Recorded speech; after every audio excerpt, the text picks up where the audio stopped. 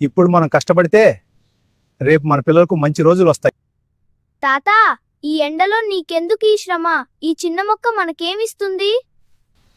ఇది కేవలం మొక్క కాదు నాన్న, రేపటి తరం పీల్చే స్వచ్ఛమైన గాలి. మన ఇంట్లో ఏసీ ఉంది కదా తాత, బయట చెట్లు లేకపోతే ఏమవుతుంది? ఏసీ గాలిని చల్లబరుస్తుంది కాని ప్రాణవాయువునివ్వలేదు. చెట్లు లేకపోతే ఈ భూమి మంటల కొలిమి అవుతుంది. చెట్లు మేఘాలను ఆహ్వానిస్తాయి, వర్షాన్ని కురిపిస్తాయి. అవి లేకుంటే చుక్క నీరు కూడా దొరకదు. అంటే మనం తినే ఆహారం కూడా వీటి వల్లే వస్తుందా?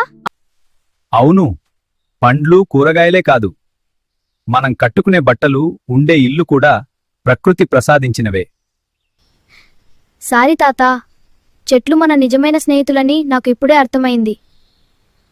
పట్టు తాత, ఈ మొక్కకి నేనే నీళ్ళు పోస్తాను. మనం కలిసి ఈ ఊరిని పచ్చగా మారుద్దాం.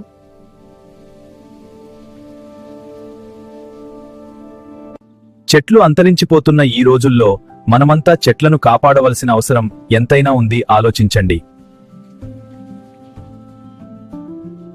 Thank you for watching. Please like, share మరియు సబ్స్క్రైబ్ చేసుకోండి. Bye bye.